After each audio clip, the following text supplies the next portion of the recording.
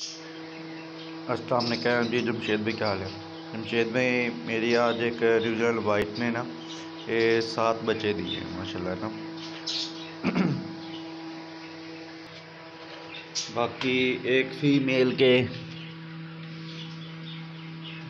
ये 3 बनीज हैं।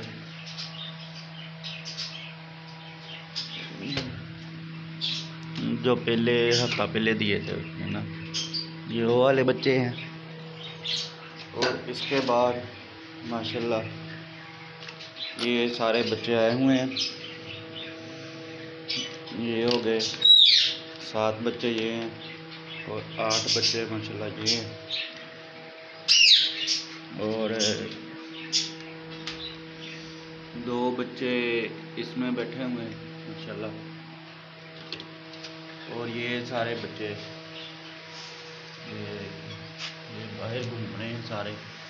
ये रात को पिंजरों से निकल आए सारे ना। ये इधर ये नीचे बैठे हुए हैं सारे पिंजरे के। इधर पीछे भी ये बना। ये टोटल बच्चे हैं 29 बच्चे हैं माशाल्लाह। और काम अच्छा जा रहा है अल्हम्दुलिल्लाह। तो दुआ में याद रखिएगा।